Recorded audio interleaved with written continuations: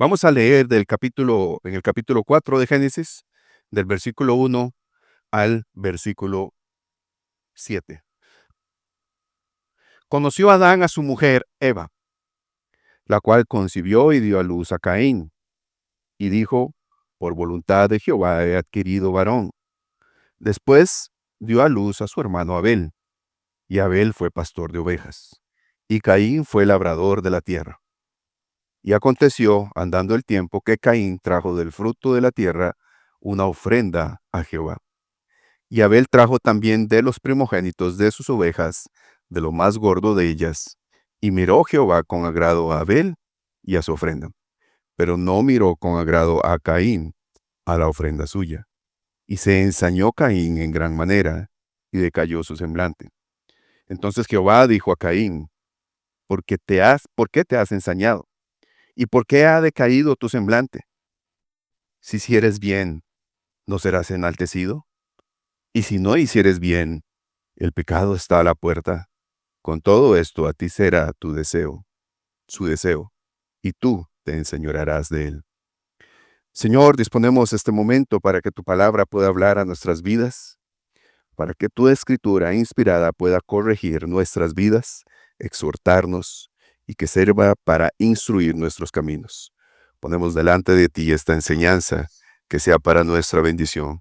En el nombre de Jesús. Amén.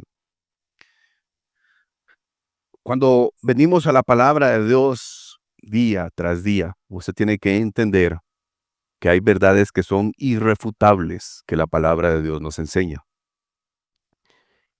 Y son verdades que cambian por completo la vida del ser humano. No solamente la vida personal de cada ser humano, hombre o mujer, sino que también cambia por completo nuestra manera de relacionarnos con otras personas, nuestra manera de interactuar unos con otros. Génesis, en sus primeros capítulos, nos narra una creación perfecta. Así como Dios es perfecto y como Dios fue formando todo de una manera con un plan y un propósito específico, así Génesis nos narra esa perfección al inicio. No solamente nos narra los elementos creados, sol, la luna, las estrellas, sino que nos relata también una creación muy especial en el sexto día, que toma tiempo para hacer al hombre. Pero no solamente lo hace, sino que le delega y le da autoridad al hombre. Y también lo pone en un lugar específico para que ahí tenga todo el sustento que él necesita, para que ahí tenga todo lo que él va a ocupar. Y en ese momento, cuando tiene la autoridad, cuando tiene todo el sustento, Dios es el que dice, no es bueno que él esté solo, le voy a hacer una ayuda idónea. Una mujer hace de su propio cuerpo, la pone a su lado. Dios es el que se la pone a su lado, alguien que le iba a traer equilibrio y que le iba a dar un balance en su vida y que iba a ser de apoyo. Este libro, no solamente en esos 2 primeros capítulos que vemos, nos narra esa perfección, esa relación perfecta, esa manera de compañerismo perfecta que para nosotros el día de hoy es completamente complicado que podamos entender cómo es una relación perfecta. Pero cuando llegamos al capítulo 3, en la transición que hay en este libro, una de las primeras transiciones, nos detalla la caída del pecado. Nos detalla cómo fue que llegaron a cometer el pecado el hombre y la mujer. ¿Y cuál fue el actuar de Dios en medio del pecado? La palabra de Dios, usted lo va a ver desde el principio hasta el fin, no esconde el error y el pecado del hombre. ¿Por qué? Porque ahí es donde Dios muestra su misericordia y su amor para con lo que Él ha creado. El Señor Dios en ese capítulo señala y castiga al pecado, juzgando esa actitud o ese actuar. Pero no solamente lo señala y lo castiga, sino que también Él da una esperanza. da una promesa esperanzadora, da una cobertura, protege a esas personas que realizaron un error, que tuvieron un error, que cometieron un pecado. Y los protege todavía más, desterrándolos de ese lugar en donde tenían todo su sustento. Es donde podemos ver la justicia de Dios y esa misericordia en medio del pecado.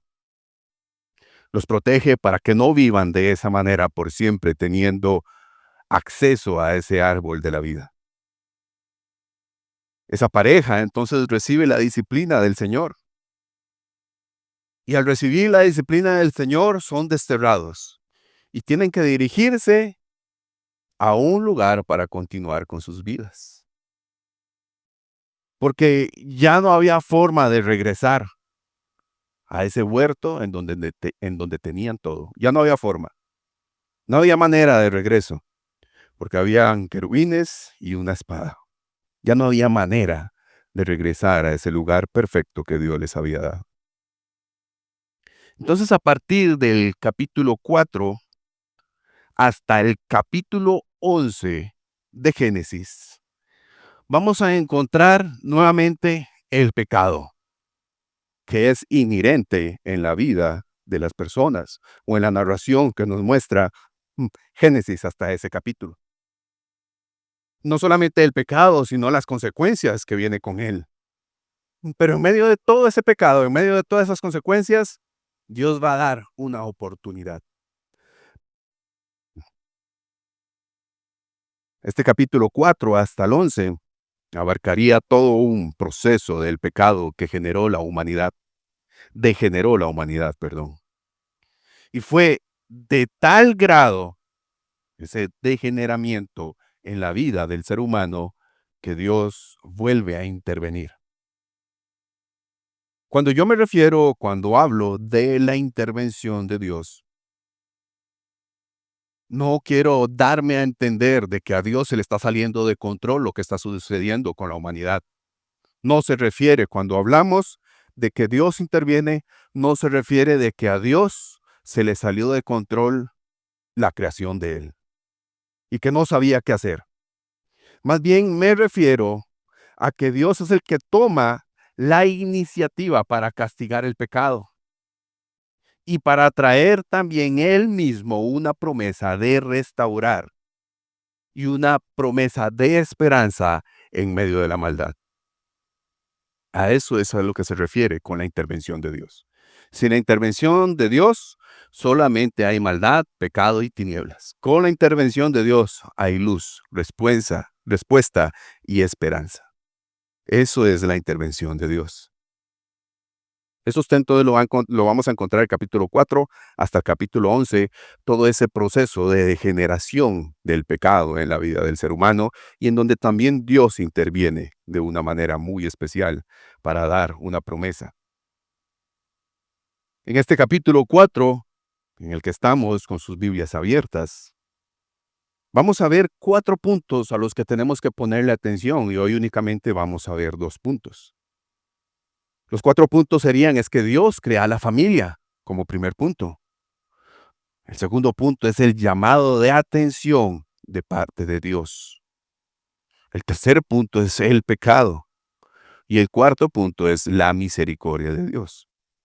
El día de hoy, como pueden ver en el título de la enseñanza, vamos a ver la gracia de Dios tras la caída en los 2 primeros puntos, que Dios crea a la primer familia y el llamado de atención de Dios. Veremos la gracia de Dios tras la caída. Ellos ya estaban fuera del jardín. Ellos ya habían salido. No sabemos cuánto tiempo pasó, 100, 500 años, 20 años, 5 años, no sabemos porque no nos narra el libro, el Génesis, no nos narra cuánto tiempo pasó. Pero ya ellos estaban fuera de ese huerto del Edén. Y así como les expliqué estos 4 puntos que podremos ver desde el versículo 1 hasta el 16, pero nosotros solamente vamos a tomar del versículo 1 hasta el 7, usted puede encontrar muchos puntos más, pero lo único que le puedo dar el día de hoy es una dirección, alguna guía para que usted pueda estudiarlo en su casa y desarrollarlo con más tranquilidad y el Espíritu Santo le pueda dar luz en medio del estudio que usted pueda tener de esa narración y de este texto. El primer punto que vamos a ir desarrollando el día de hoy es ver esa misericordia y esa gracia de Dios que da. Después de la caída, que Él permite que que de esa pareja pueda salir la primer familia que habitó la tierra. Génesis capítulo 4, versículo 1 al versículo 2, la primera parte nos dice, conoció Adán a su mujer Eva. Tenemos que ir leyendo despacio. Si usted tiene alguna traducción un poco más contemporánea, tal vez le pueda ayudar para entender mejor el texto. La cual concibió y dio a luz a Caín. Y dijo, por voluntad de Jehová, he adquirido varón. Después dio a luz a su hermano Abel. Hasta ahí vamos a llegar. En estos dos primeros versículos del capítulo 4, vemos el cumplimiento de lo que Dios les había dicho en Génesis capítulo 1, versículo 28, cuando Él los bendijo y les dijo, fructificad y multiplicaos, llenad la tierra. Eran los primeros pasos de esa promesa, de esa bendición que Dios les estaba dando a ellos de ser fructíferos y de multiplicar la tierra. Multiplicar y llenar la tierra. Hay algo muy interesante que podemos ver al inicio de este versículo. La manera en la que Dios permite que haya personas en la tierra. La manera en la que Dios va a ir desarrollando las sociedades, las diferentes naciones que la habitarían, podremos ver que Dios lo hace formando la familia, creando un núcleo que va a dar inicio a una comunidad y a una sociedad. Y este, por lo tanto, es el fundamento con el que Dios va a iniciar la sociedad, la familia. Vemos que se nombra a Adán y a Eva en los primeros versículos, a sus dos hijos, Caín y Abel, un hermano mayor y un hermano menor, creando de esta manera la primera familia. En el versículo 1, si lo leemos con cuidado y usted puede buscar algunas otras referencias, nos dice que Adán conoció a su mujer Eva. En la Nueva Biblia de las Américas nos habla de que y el hombre se unió a Eva, su mujer. En la nueva traducción viviente y en la nueva versión internacional nos dice, ahora bien, Adán tuvo relaciones sexuales con su esposa. Y el verbo que se usa en el original griego se refiere a ese conocimiento. Por eso la Reina Valera también habla de conoció a su mujer, a Eva. Se refiere a ese conocimiento, al entendimiento, al saber, a un vínculo que se genera entre el hombre y la mujer de conocimiento. Hay un vínculo que se crea entre el hombre y la mujer. No solamente son relaciones sexuales porque sí, es un vínculo que Dios mismo hizo que el hombre y la mujer tuvieran para que de ellos surgiera algo especial que Dios es el que se los daría, como dijo Eva al principio, en el primer versículo. Bueno, algunos hablan de que pudo ser Adán, otros hablan de que pudo ser Eva el que expresó lo que se expresó en ese momento. Entonces nos queda muy claro que las relaciones sexuales, más allá de algo físico, tiene que ver con un vínculo de conocimiento y entendimiento entre el hombre y la mujer, como pareja.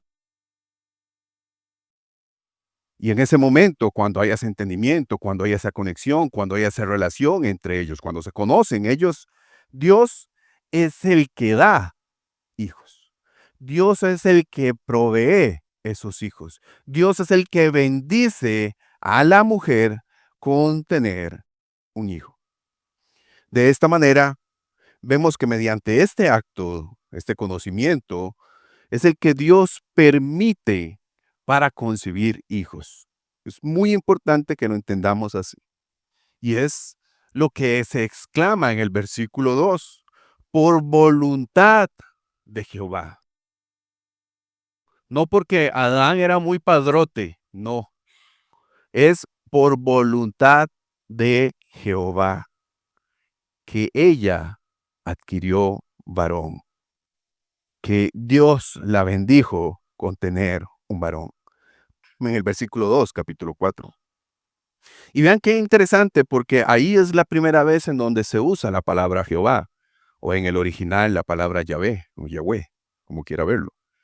Ahí es la primera vez que se expresa esa palabra, dando todo el crédito a Dios, dando toda la honra a que Dios le había concedido tener un hijo. Se reconoce que fue Jehová, que fue el Señor, que fue Dios el que les dio un hijo. Y enseguida del relato nos dice que Eva dio a luz a Abel, a un hermano menor de Caín. Algunos hablan de que como no hay ninguna distancia o nada que separe de tiempo entre el versículo 2 y este otro versículo en donde nos habla de Abel, sí, en donde nos habla después en el versículo 2, algunos hablan de que pudieron ser mellizos, ¿verdad? O gemelos, pero no se tiene indicio de que sea de esa manera. Sí sabemos que fueron un hermano mayor y un hermano menor. Con eso nos quedamos. Entonces la familia da inicio con una relación íntima que tiene el hombre y la mujer. Vean qué importante, vean qué interesante esto. Hoy las relaciones íntimas y las relaciones que se presentan con libertinaje y con diferentes pensamientos que se han creado en la sociedad es para que usted disfrute de su libertad sexual, de su vida sexual. Pero Dios da a conocer en su palabra que las relaciones sexuales y que las relaciones íntimas son para un conocimiento que se debe tener, un vínculo que se debe tener entre el hombre y la mujer. Hay algo especial en eso que Dios le está permitiendo tener al hombre y a la mujer, que no se debería de vivir de una manera con libertinaje, de una manera tonta o absurda, de andar compartiendo lo que Dios le dio al hombre, a la mujer, con diferentes personas con que no se tiene conexión. Esta relación íntima no solamente es algo carnal, sino es algo que involucra un conocimiento entre ambas personas, un conocimiento que se integra con lo espiritual. Y eso hace que el vínculo de las personas sea cada vez más fuerte. Esa misma relación y ese conocimiento que tienen ellos produce que la relación entre la pareja sea cada vez más fuerte. Hasta este momento, entonces, la Biblia nos narra este hecho. Hasta este momento nos dice que Adán conoció a Eva, su mujer. Antes no nos dijo nada. Antes nos habló de que ambos estaban desnudos y no tenían nada de qué avergonzarse entre ellos. Hasta que pecaron y se abrieron sus ojos y sucedió lo del pecado, que ellos cubrieron con higuera su cuerpo. Pero hasta el capítulo 4, cuando ellos salen del lugar en donde tenían todo su sustento y empiezan a vivir una vida que tenían que aprender a trabajar, a desarrollar habilidades, capacidades, es hasta ahí que que el relato nos narra que ellos tuvieron este entendimiento y conocimiento de relaciones íntimas sexuales para poder tener hijos, para engendrar. Pero expresa el versículo que es Dios el que da hijos, que por voluntad del Señor, por voluntad de Dios, ella pudo tener un hijo. Dios crea de esta manera la primera familia. Bendice a Eva con el nacimiento de estos niños y ellos obviamente crecen y pasa el tiempo. Durante ese tiempo, cuando vamos al versículo 2, la segunda parte, Nos dice que Abel fue pastor de ovejas y Caín fue labrador de la tierra. Si nosotros estuviéramos delante de un historiador o antropólogo que conocen bien cómo es el desarrollo cultural de la sociedad que va intrínseco en las personas, nos podría hablar de todo un sinfín de situaciones que se generan a raíz de solamente esta segunda parte del versículo 2.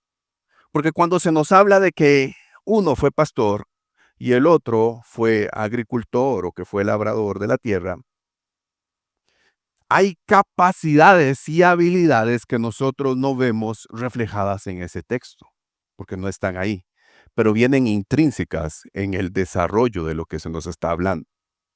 Entonces Dios, con el paso del tiempo a estos niños, les da habilidades que fueron desarrolladas conforme avanzaban sus edades. Y uno de los encargados muy probablemente de adiestrarlos y de enseñarlos en ese conocimiento que ellos tenían era Adán. Adán fue uno de los encargados como su papá. Dios el principal que les fue dando esa capacidad a ellos de entendimiento, de comprensión y de desarrollo de habilidades. Y con el tiempo estos pequeños, fueran mellizos o no, estos hermanos, se convirtieron en hombres. En uno se convirtió en un hombre que cuidaba ovejas, que era pastor. El otro se convirtió en un agricultor, en un labrador de la tierra. Cumpliendo nuevamente, vean qué importante esto, cumpliendo nuevamente con lo que Dios le había dicho a Adán en el versículo 19 del capítulo 3, con el sudor de tu frente comerás el pan.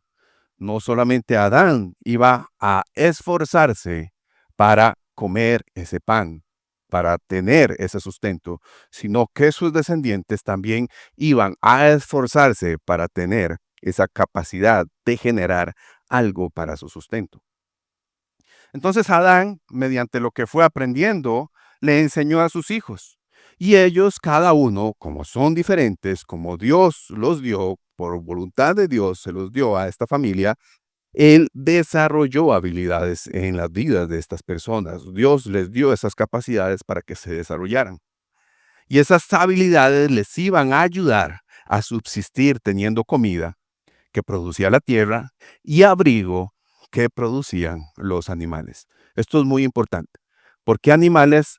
Si no se comían animales en esa época, bueno, tenían que cubrirse con algo y esto les ayudaba a cubrir ellos en sus vidas, en sus cuerpos.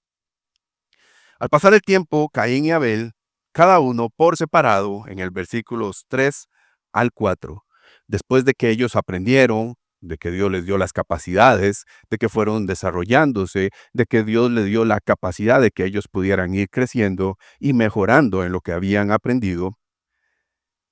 Los versículos 3 al 4 nos dijeron que cada uno de ellos, trajeron una ofrenda al Señor. Caín trajo una ofrenda al Señor. Abel trajo una ofrenda al Señor. Caín nos dice del versículo 3 al versículo 4 que trajo de la tierra una ofrenda a Jehová. Ojo, Caín está haciendo algo, está llevando algo delante de Dios. Abel trajo de los primogénitos de sus ovejas, de lo más gordo de ellos. También está llevando una ofrenda delante de Dios, los dos. ¿Cómo lo aprendieron? De nuevo, muy probablemente, Adán fue un encargado de enseñarles este tipo de habilidades o este tipo de ofrendas a ellos. Ambos dieron ofrendas a Dios de lo que ellos sabían hacer. Esto es importantísimo tenerlo claro. De lo que ellos trabajaban, en lo que ellos se dedicaban de sus labores, ambos trajeron delante de Dios una ofrenda. Ambos llegaron con una ofrenda delante de Dios. Y aquí entonces entramos en algo que se ha utilizado en nuestros días para manipular a las personas cuando se habla de ofrendas. Y es algo que tenemos que tener mucho cuidado en nuestra época, porque aquí no se habla de lo que el hombre de lo que la persona pueda hacer, sino de la actitud del corazón y de lo que el Señor mira. Esto es muy importante, que vayamos leyendo la palabra de Dios con cuidado, sin correr, con detenimiento, aunque no sepamos muchos conocimientos de los originales. La palabra de Dios y el Espíritu Santo nos va a ir alumbrando el camino y el conocimiento y nos va a ir enseñando la verdad. Este pasaje, más allá de manipular a las personas para darles a entender que tienen que traer de lo mejor que ellos tienen, de lo mejor que ellos puedan tener de sus labores y de sus trabajos, va más allá de eso. Es que las personas puedan tener cuidado de lo que hay en cada uno de su interior. De lo que nosotros como seres humanos tenemos en cada uno de nosotros. Ya ellos, estos dos hermanos, venían con el problema desde el nacimiento del pecado, que fue muy diferente a cómo fueron creados Adán y Eva. Ellos fueron creados sin pecado. Pero ya estos dos pequeños venían con ese problema del pecado, los dos. Pero vemos dos actitudes diferentes, dos corazones diferentes, dos procesos de presentar y de llevar la ofrenda delante de Dios de manera diferente. Se describe que se describe que Caín trajo una ofrenda del fruto de la tierra, que Abel trajo de los primogénitos de sus ovejas lo más gordo de ellas. Pero esto, más allá de que pongamos atención en que uno trajo frutos de la tierra y otro trajo lo mejor que tenía, tenemos que ver que estas dos ofrendas reflejan lo que había en el interior del corazón de estas dos personas, de estos dos hermanos. Algo que había en el corazón de uno reflejaba la gratitud hacia Dios, que es el creador de los animales, que es el que hace también que se produzca todo el sustento que sale de la tierra. Y aquí yo les puedo preguntar a ustedes, ¿necesitaba Dios la ofrenda de Caín de los productos de la tierra? ¿Necesitaba Dios la ofrenda de Abel de lo más gordo y de los primogénitos de lo que él pastoreaba? No, Dios no lo necesitaba porque Dios es el creador. Dios es el que daba sustento. Dios es el que hacía más bien que ellos tuvieran esa dicha. Dios es el que daba y proveía a ellos. Pero en un acto de agradecimiento, ellos llevaron una ofrenda delante de Dios. Y es algo que nosotros tenemos que aprender también en el texto. Que por medio de actos de agradecimiento es que nosotros podemos ofrecer, no por cumplimiento, por medio de agradecimiento. Dios dio capacidades. Dios permitió que ellos fueran creciendo. Dios permitió que ellos nacieran. Dios permitió que ellos estuvieran pastoreando y produciendo en la tierra. Por medio de eso, ellos debían de ser agradecidos hacia Dios, realizar actos, no que los iba a ser mejor personas porque se lo estaban dando a Dios y Dios lo necesitaba, no, sino porque algo, un agradecimiento surgía en sus corazones. Vean, Dios dio la dicha a Eva de concebir estos niños. Dios permitió que ellos crecieran. Dios les dio las capacidades para desarrollar esas habilidades. Dios les daba la bendición de que al trabajar, uno viera los frutos de la tierra crecer y el otro viera los animales nacer y crecer también. Dios les daba el sustento a través de lo que ellos hacían. Dios fue el que proveía todo para esa primer familia. Después del pecado, después de la caída, después del destierro, después de estar en un lugar en donde tenían todo el sustento, Dios mantenía su gracia para con esta familia. Dios le seguía proveyendo a esta familia en medio de las situaciones del pecado. aun cuando ellos habían fallado delante de Dios. Así que entonces todo lo que ellos tenían era por Dios. Y el acto de ofrecimiento debería de ser de gratitud y de regocijo por lo que Dios les había dado y por lo que Dios había hecho. Un acto entonces que se iba a ver reflejado en sus ofrendas. Pero hubo una ofrenda que agradó y otra que no. Pero mucha atención, ojo. La clave no está en la ofrenda. Es que ahí es donde tenemos que echar un poquito el cassette para atrás y aprender a borrar algunas enseñanzas que se nos han dado, porque nos han manipulado. La clave no estaba en la ofrenda. La ofrenda era un producto de algo interno. La ofrenda era un producto de algo que había adentro de cada uno de ellos. El versículo 4, la segunda parte, y el versículo 5, la primera parte, el capítulo 4, Dios dijo, vean, leamos con cuidado, vean lo que dijo Dios. Bueno, lo que está narrando Moisés en el libro, en este texto. Y miró Jehová con agrado a Abel y a su ofrenda, despacito. Versículo 5. Pero no miró con agrado a Caín y a la ofrenda suya. Hagamos un par de preguntas para que nos quede claro. ¿A quién miró Dios primero? ¿A la ofrenda o a la persona?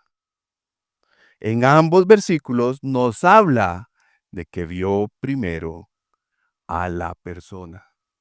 En ambos versículos. En ambos versículos. Miró con agrado a Abel. No miró con agrado a Caín.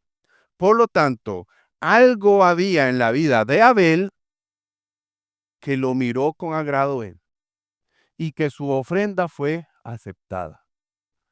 Pero algo había en la vida de Caín que a Dios no le agradó y que por lo tanto su ofrenda no fue aceptada. La clave no está en las ofrendas.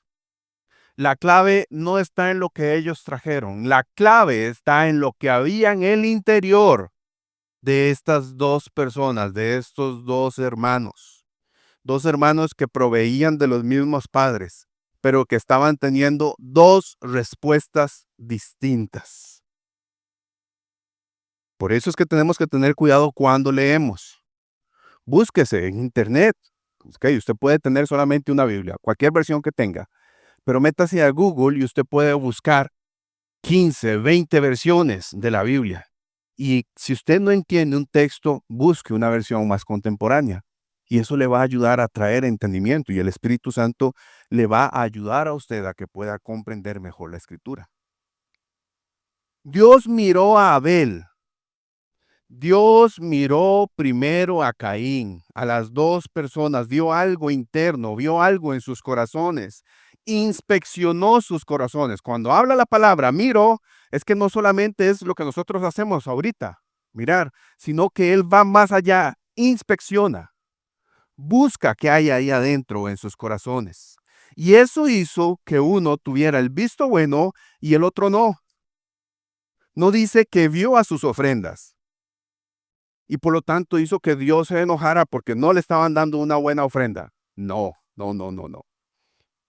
Porque no eran agradables. Dios no necesitaba de esas ofrendas. Dios es el creador de todo. Él no lo necesitaba. Dios vio a esas dos personas, a uno con agrado y al otro no. Porque Dios es malo, porque Dios es injusto, no, porque hay algo interno en nuestros corazones que tiene que ser cambiado. Porque hay algo interno en el corazón y la vida de cada persona que tiene que ser cambiado para que Dios nos vea con agrado. Algo había en sus corazones. El salmista David, en el Salmo 139, versículo 1, en la Nueva Traducción Viviente, dice, Oh Señor, has examinado mi corazón y sabes todo acerca de mí. Esto es lo que significa Dios miró. Esto es lo que significa. Dios sabía todo de Caín, Dios sabía todo de Abel. Dios había examinado el corazón de Abel, Dios había examinado el corazón de Caín. Este verso del Salmo 139 nos explica lo que Dios vio en Caín y Abel. Pero vean, si seguimos poniendo atención al texto, vemos que ambos estaban cumpliendo. Los dos trajeron una ofrenda. Los dos llevaron la ofrenda. Los dos ofrecieron ofrenda. Pero hay algo que había diferente en la vida de cada uno de ellos. Algo sucedía adentro en sus corazones. Y Dios lo sabía. Dios lo sabía. Esto hizo entonces que Caín tuviera una respuesta acorde a lo que había en su corazón. La respuesta de Caín, que vamos a ver en el versículo 5, la segunda parte en adelante, es por algo que había en su interior, por algo que había dentro de él. Se ensañó en gran manera, se enojó mucho, decayó su semblante, se deprimió. En lugar de Caín ser humilde y aceptar su error, sacó lo que había en su corazón, sacó enojo y amargura, lo que lo llevó a deprimirse porque Dios no lo vio con agrado. Y eso, hermanos, es lo que a nosotros nos pasa. Podemos decir, qué bárbaro Caín, qué mala forma de actuar tiene él. Y juzgamos y señalamos ese pasaje. Pero nosotros, hermanos, nos pasa lo mismo. Creemos que lo que hacemos delante del Señor está bien. Servimos, venimos a la iglesia, ofrendamos, diezmamos, damos a las demás personas y no cuidamos cómo está nuestro corazón delante de Dios. Está bien, hay pastores que hoy dicen, bueno, traiga su ofrenda al altar. Hay pastores que hablan de primicias. Hay pastores que hablan de ofrendas de un montón de cosas. Hablan de muchas cosas. Pero lo que menos hablan de cómo está el corazón de cada una de estas personas que están dando delante de Dios. Manipulamos a las personas creyendo que trayendo una ofrenda al altar es lo que los va a hacer aceptados delante de Dios. Y nada, ojo, nada de lo que nosotros podamos traer delante de Dios nos puede hacer aceptos delante de Él. Nada, nada. Hay pastores por ahí en las redes sociales, les pueden salir a ustedes, que piden carros, que piden casas, que piden propiedades, que decretan y que bajan el cielo, suben el infierno, hacen un montón de cosas. Pero nada, hermanos, nada de lo que el hombre pueda dar, de lo que el hombre y la mujer puedan ofrecer, los pueden hacer aceptos delante de Dios. Dios, hermanos, nuevamente no necesitaba las ofrendas de Caín y Abel. Dios no necesita las ofrendas suyas, sean muchas o sean pocas, como quiera verlo. Dios quiere ver y se complace en un corazón humilde, obediente y sensato que sigue sus instrucciones. Y que cuida, no solamente sigue sus instrucciones, cuida las intenciones del corazón. Porque podemos cumplir, venimos los domingos, venimos los miércoles, estudio en algún discipulado, sirvo en la iglesia, traigo ofrenda, diezmos, primicias, lo que quiera.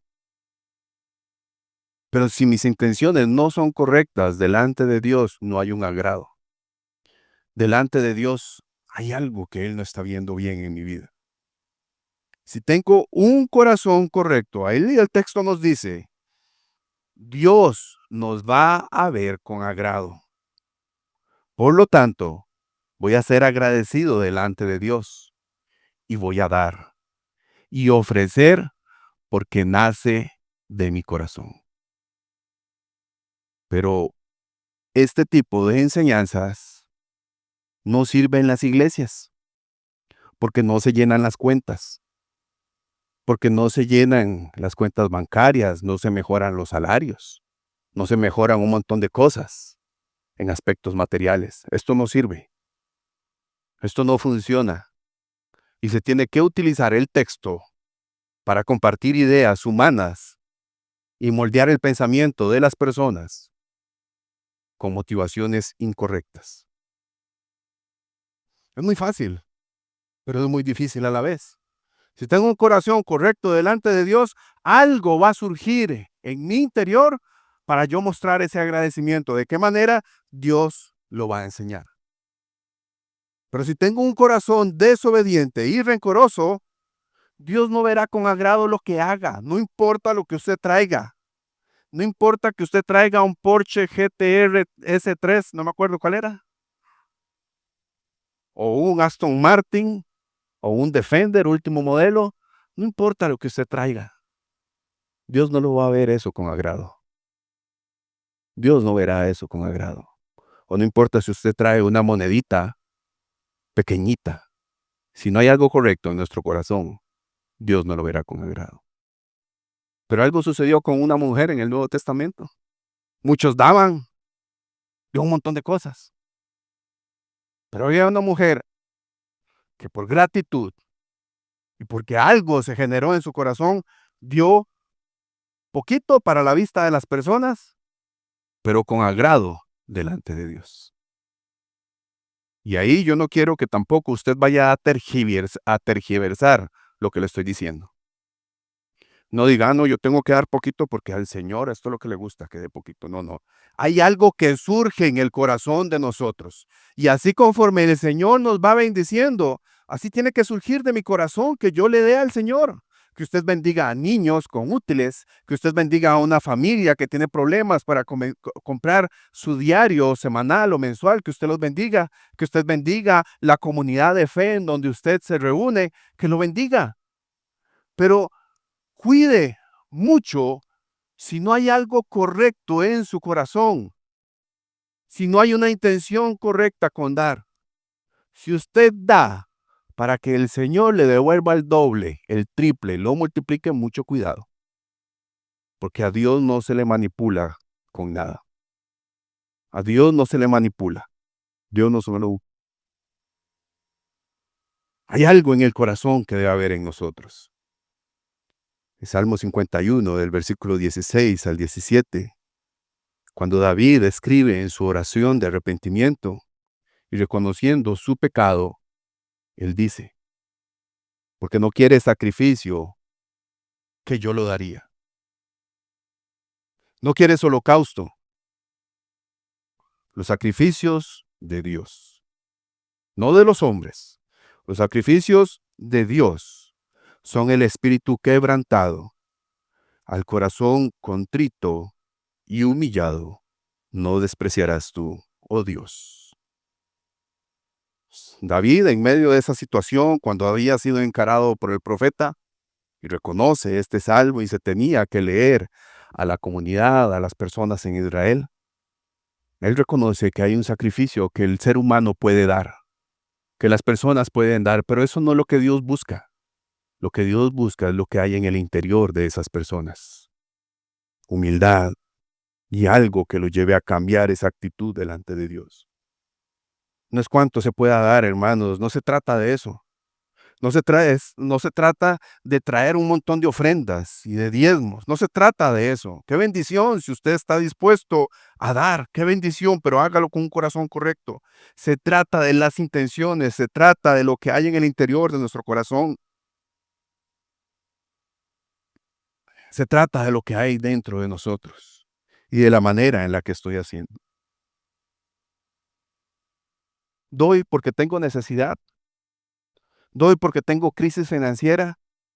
Doy porque quiero una casa, porque quiero un carro, porque quiero una propiedad, porque quiero hacer un pacto con Dios. ¿Cómo es posible que eso se haya metido en la cabeza del ser humano? El hombre haciendo un pacto con el Creador. El hombre haciendo un pacto con Dios. Aquel que es imperfecto haciendo un pacto con aquel que es perfecto. Eso es incomprensible. Doy porque, ¿qué me queda? Porque de ahí no hay de otra. Solo así Dios me bendice. No, mejor no dé. Mejor guárdese ese dinero en la billetera o abajo del colchón que se llene de comején. O no importa, en la cuenta del banco, métalo ahí a intereses, no dé. Si va a dar buscando todo esto para suplir sus necesidades y cumplir con sus condiciones humanas, mejor no dé.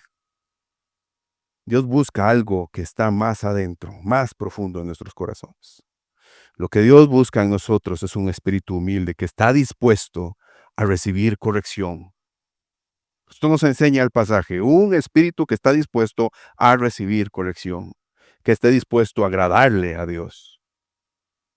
Entonces, cuando entendemos eso, lo que doy, el diezmo, la ofrenda, la promesa, la primicia, va a ser un resultado de ese espíritu contrito y humillado, al que Dios no despreciará. El interior de la persona, no la ofrenda, porque Dios no necesita las ofrendas. No se trata de usar pasajes para manipular. Se trata de aprender la palabra de Dios y que ella nos corrija. De eso se trata, mis hermanos. De eso se trata. Caín se enojó, se deprimió como resultado de que Dios no lo mirara con agrado. Pero vean que Dios es tan bueno y tan misericordioso que se le acerca a Caín. Versículo 6, capítulo 4. Entonces Jehová Dios dijo a Caín, ¿por qué te has ensañado? ¿Y por qué ha decaído tu semblante? Aquí, en este versículo, usted puede irse al capítulo 3, devolverse, y recordar, ¿quién fue el que buscó a Adán cuando pecó? ¿Quién fue a hablar con Adán cuando pecó? ¿Quién tomó la iniciativa de acercarse a estos pecadores? Dios. Exacto. Así como Dios esperó que Adán se le acercara cuando estaba caminando en el huerto, así como Dios buscó a Adán para hablar con él y que le confesara lo que había sucedido, así también busca a Caín para hablar con él. Y es donde vemos el segundo punto, el llamado de atención de Dios a Caín. Le está haciendo una advertencia, le está llamando la atención a Caín. En los dos versículos siguientes, Dios va a tratar con Caín, pero solo Dios va a hablar en ese momento. Le va a llamar la atención a este hombre, a este hermano mayor, por algo que había en su interior, por algo que había en su interior. Entonces Dios, a partir del versículo 6 y el versículo 7, va a hacer dos preguntas. ¿Por qué te has ensañado? Enojado. ¿Por qué ha decaído tu semblante? Deprimido. Y la siguiente que vemos ahí va a traer una condición y una consecuencia. Siguiente pregunta viene con una condición y una consecuencia. Si bien hicieres, dice Dios, ¿no serás enaltecido? A la primera pregunta que Dios hace, no hay una respuesta de parte de Caín, por lo menos en ese versículo, en ese momento.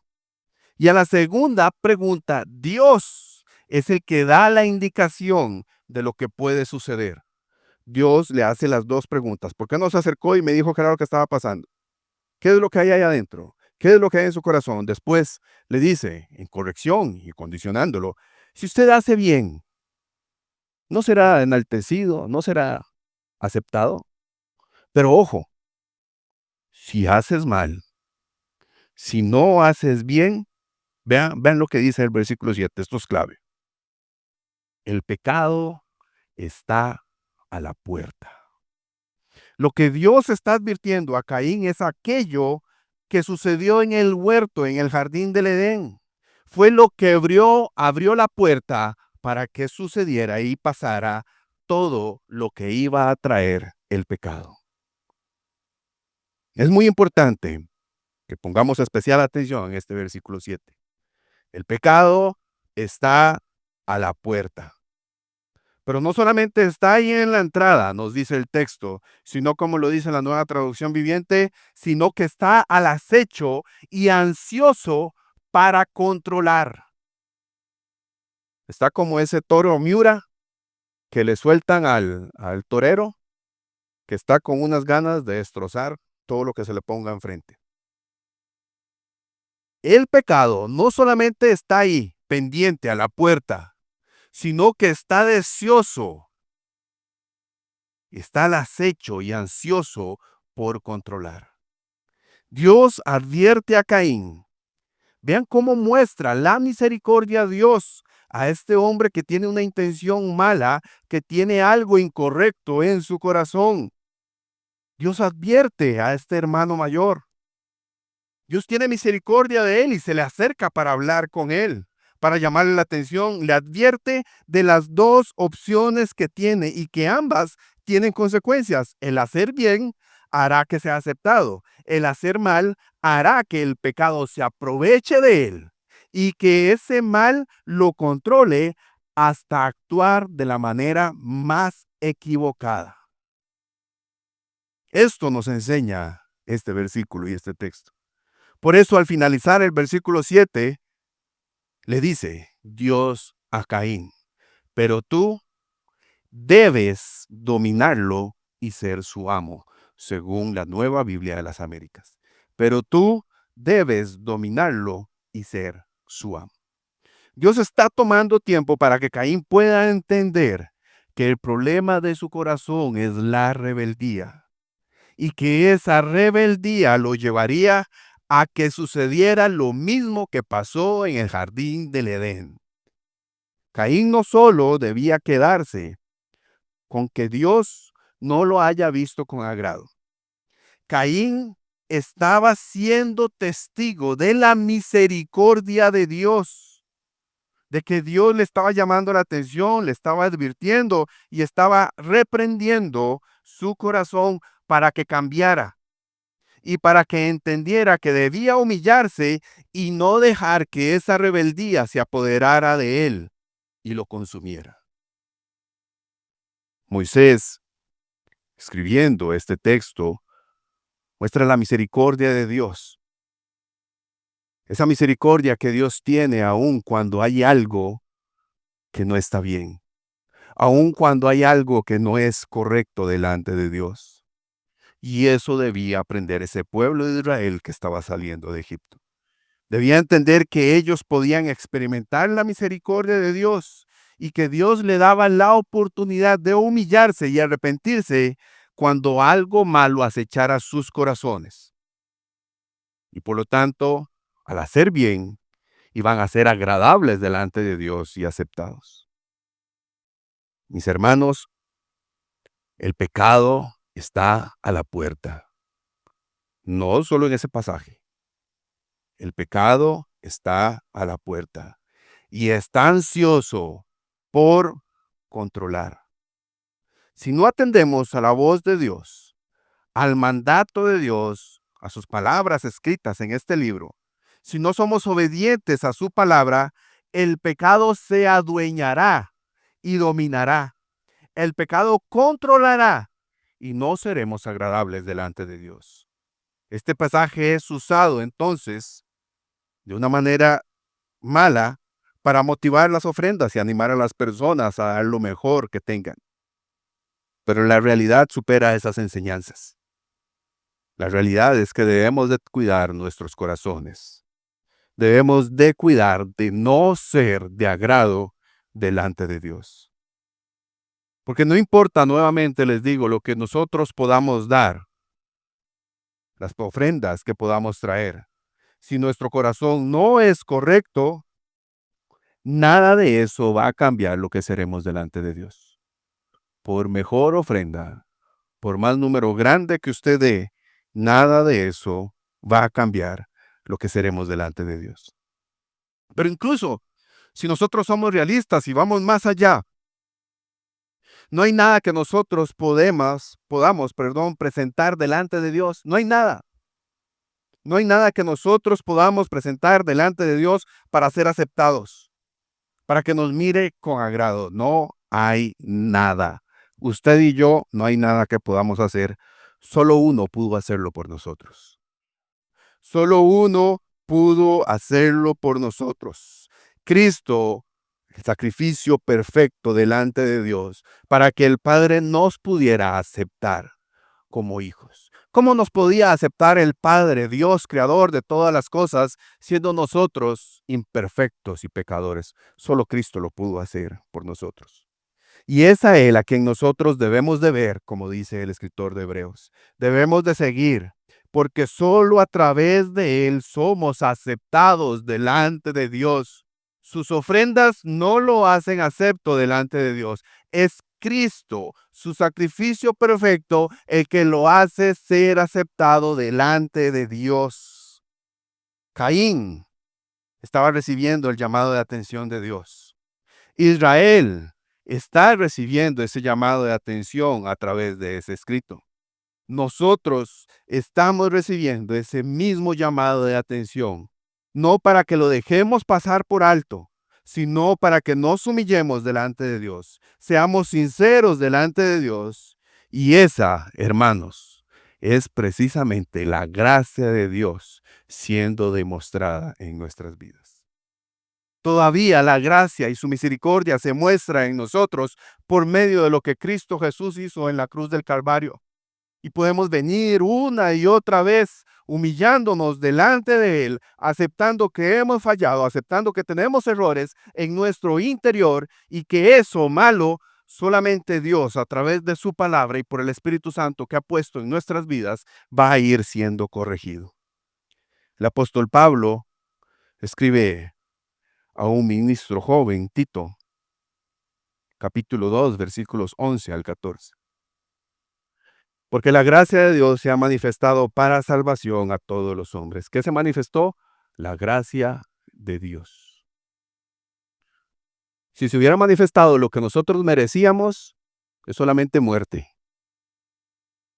Pero la gracia de Dios se manifestó para salvación a todos los hombres, enseñándonos que, renunciando a la impiedad y a los deseos mundanos, a lo incorrecto que hay en nuestro corazón, vivamos en este siglo, donde usted vive, en su trabajo, en su casa, sobria, justa y piadosamente, aguardando la esperanza bienaventurada y la manifestación gloriosa de nuestro gran Dios y Salvador, Jesucristo.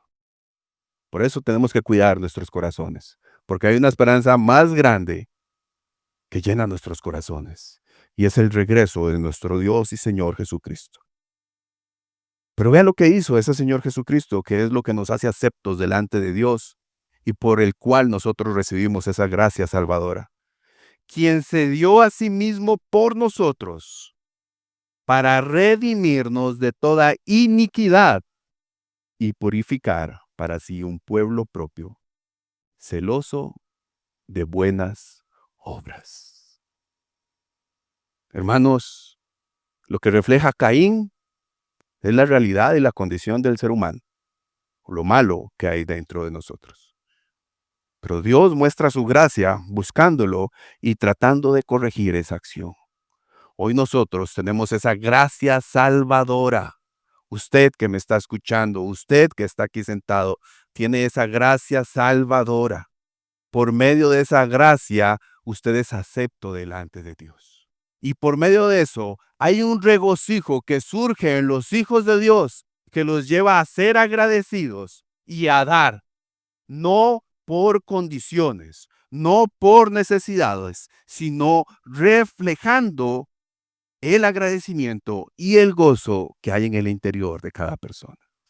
Hermanos, solamente nuestro Señor Jesucristo nos podía hacer aceptos delante de Dios.